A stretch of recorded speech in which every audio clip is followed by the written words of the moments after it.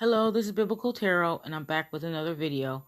And in this video, I was given a request for a reading from one of my good friends. And their question was, where will I find enlightenment? And I was kind of very happy about that question because it's a spiritual question, you know. And I find that the tarot is best suited to answer inner spiritual questions instead of the mundane questions like, is my boyfriend cheating on me? Or will I ever find love with so and so? Stuff like that. I like the questions that actually focus on the person better because, like I said, it's more suited. The oracle is more suited better for those kind of questions. So their question was, where will I find enlightenment? And I have another deck, which is my new deck. I got a new deck. I got it gifted to me, and it's called the Kabbalistic Tarot. And it's a Kabbalistic Tarot study deck. And it helps you to memorize the Kabbalistic meanings to the cards. So I decided to use them with the Rider-Waite. I actually shuffled and dealt the cards with the Kabbalistic Tarot, but I went and picked each card that came out from the Rider-Waite deck so we can have a reference of what the Rider-Waite deck looked like, you know, so we can gain more information from it. And I did my own reading like that, and it came out very good with both of them sitting out together, so you can actually see the placements in the Kabbalistic meaning, plus you can see the images of the Rider-Waite deck. So I'll shut up about that and go on to the reading. Where will I find enlightenment? And the first card that came out was the Page of Swords. And the Page of Swords on the Kabbalistic Tarot deck, it says that it's Earth of Air, which Page of Swords is Earth of Air. She's called the Princess of the Rushing Winds. She's the Lotus of the Palace of Air, representing He 2, which is the second He of the name of the Tetragrammaton, which is the holy name of the Most High God. Some people call it Jehovah, but that's only a transliteration of his name, which is really Yahweh, which also is a transliteration of just the letters H or YHVH. There's no way you can pronounce his name because his name is unpronounceable. But people transliterate it so they can pronounce his name, and you know, we can all be on one page, which if somebody says Jehovah, I know they're talking about Yahweh, and if somebody says Yahweh, I know they're talking about Yod He Va He. So we'll keep going. The Page of Swords is Earth of Air, which is Princess of the Rushing Winds. As you see her in the card, you can see she's the Princess of the Rushing Winds. She's the Lotus of the Palace of Air, which is He 2, the last He in the name of Yod He Va He. Plus, she's the Va, which is the third letter in the name of Yod He Va He, which the He 2 is Earth and the Va is Air. So she's female. She's Earth of Air. Her meaning is wisdom, might and acuteness, refinement in material affairs. She refines the material affairs. She's grace and dexterity, skill and ease. She has so much skill with that sword. She has readiness in the use of the control of her mental powers. She has intelligence as revealed by the quickness of her sword and the alertness of her mind and her cleverness. And I believe that the person that I'm doing this reading on has all of those qualities. You know, they have all of those qualities that I just named. And I know that's why that card came out. And you can see on the Kabbalistic tarot that it tells you she's earth of air. Sorry about that, guys. It tells you that she's earth of air. And it also shows you the letters of the name of the tetragrammaton that she is, which is the He and the Va. If you can see that, the He and the Va, the earth plus air. And it shows you her placement on the tree of life, which is Malkut. If you see the tree, her placement is down at the bottom on 10. Okay. I'm going to move to the next, which is the Page of Wands. And I thought that was really interesting that he got 2 pages. That's cool.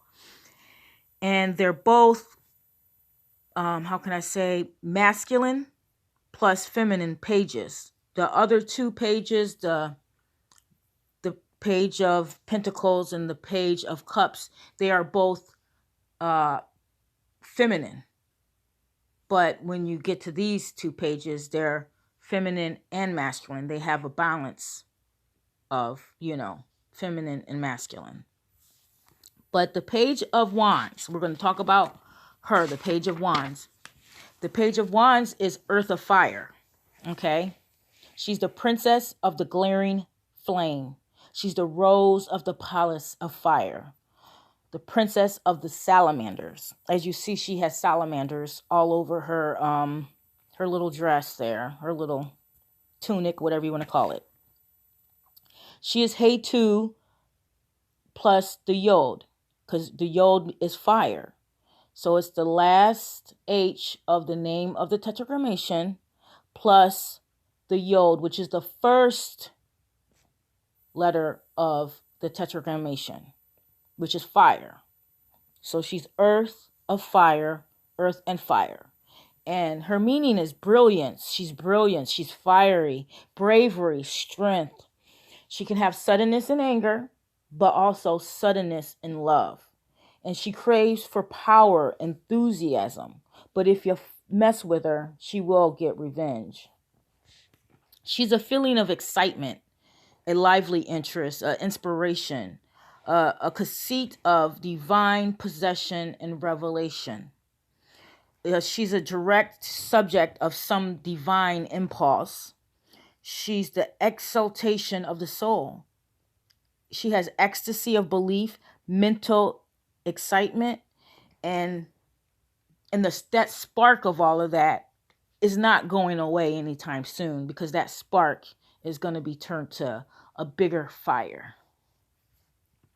So, as I said about the Page of Swords, the Page of Wands also represents the person that I'm giving this reading for. Their brilliance, their bravery, their strength, their inspiration, the faculty of their mind with the swords, and the brilliance of their soul, their spirit. We go down here to the Page of Wands down here, where it shows us her placement on the tree of life or tree of emanations, which is 10, just like the other one. They belong to Malkut, which is the kingdom, which is here on earth. Okay? It shows you that she's earth of fire, and it also shows you her letters, He, 2, which they're not going to show you that it's 2. I'm just telling you that it's the second He. It's the He and the Yod, the earth and the fire. Okay? So we'll go to the next one, which is 3 of Cups. And the 3 of Cups, it represents the third Sephirah, Bina.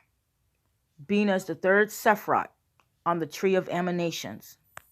It shows you here where the tree of emanations. And it also represents Bina in Bariah, which Bariah is the second world, okay? And I'm going to show you that when I go back over it and go over this video. I'll put the card on there that shows you where Bariah is, okay? Which is where Bina is.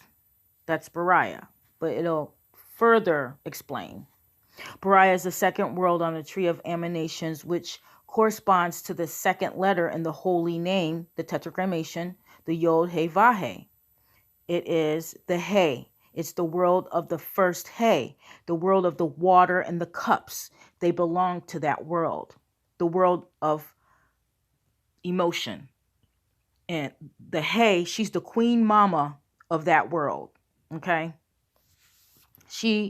The third of cups is Mercury and Cancer. So it's Mercury is the thought, is thought, it's the logos, but it's in Cancer, it's in water. Okay. So there's a diplomacy, a creative thinking, and a good memory with that. These problems or the question with this card cannot be solved without the involvement of emotions, which is this card, the Three of Cups. But also know that Mercury in Cancer, Three of Cups, is susceptible to outside influence and prone to changing their minds. So do understand that you're with the Three of Cups, that influences from the outside can change you, but you want to stay true to yourself on that path of where you're going to find enlightenment, which I can tell you right now, you're going to find that enlightenment with yourself, the inner self, the inside. The Three of Cups, the meaning is abundance, success, pleasure, healing, problem solving. It's a good fortune, luck, sensuality, love, joy, kindness. Like these three people in the card, it's hope, faith, and charity, which the charity is love. And love is not just a word, it's a verb. It's acts of service, okay? The love is acts of service. It's a verb. You do it. You don't say it.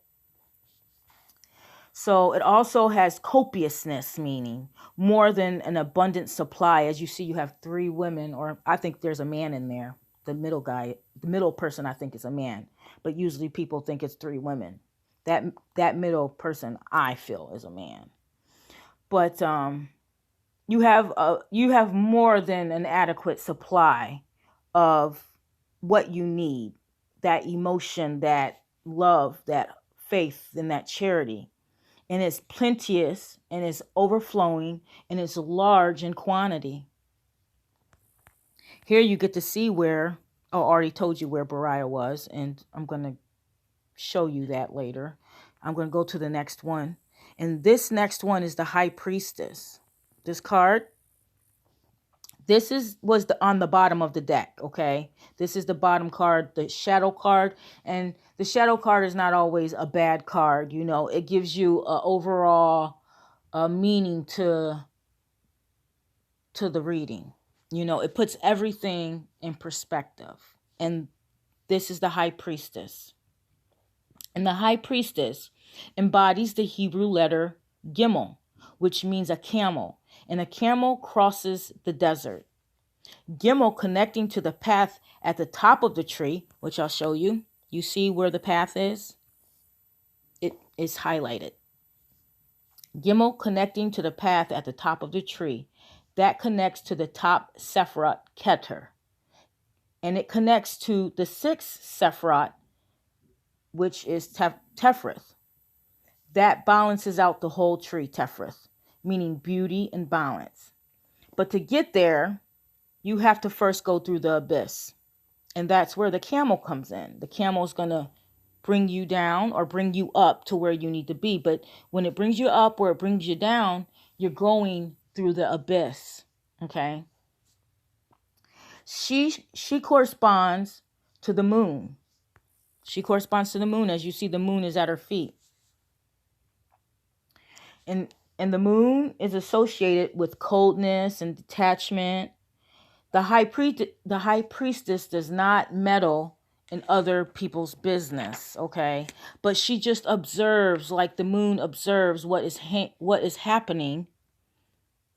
And it's the satellite next to the earth. So it sticks with the earth and it observes. The moon, it influences, though. It influences our psychological process, and emotions. The high priestess denotes the meaning, and it makes known or it announces our emotional and mental problems. She shines her light on it. When she shines that light, either it will bring out the light on us or it will bring out the shadow, revealing negative effects, or it will reveal your finest virtues and your finest character. She is the meaning of change, transformation, gain and loss, and variation. There's always a changing with the moon. She always changes and she never stays constant. But to get to your destination, where will I find enlightenment? You have to pass her, the high priestess. As you see her path, you have to pass her, the high priestess, and she is no joking matter. I'll tell you that right now. Only those who work on the inner self can pass through her. She looks for the virtues of strength, bravery, wisdom, and understanding.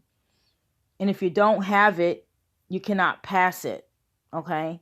She knows what real confidence is, and you can't trick her at all. Okay? That path that she is on, or she guards, that's where true enlightenment comes from. And it makes me think, or it reminds me of a movie called The Never-Ending Story. I think it was back in the 80s that movie came out. And it reminds me of that. And there was this child warrior in the book or the movie, because it's a book and a movie, and his name was Atreyu. And he was on a quest to discover the cure to save a childlike empress, which reminds me of the high priestess. He had to get past the gate. It was the first gate. And with that gate, it had two sphinx there, and they were the guardians. They would strike a warrior knight dead if he tried to pass their gate. The only people that could pass the gate was a person who had true confidence. If they would open their eyes, the sphinx, they would strike you dead. But Atreyu, he had true wisdom, like that of the Page of Swords, true bravery, like that of the Page of Wands. And he had the three ultimate virtues, which was hope, faith, and love, charity, acts of service for things outside of oneself. So I feel like that Atreyu represents the person that this reading is for. A true warrior, a true warrior with bravery, strength, mental faculties are just out of the roof. And the only way that they will find their enlightenment is within themselves. That's where your enlightenment will be. Thanks for listening to this reading. I really appreciate anybody who watches it. And because if you watch it, you're supporting me. Thank you. I love you. Bye.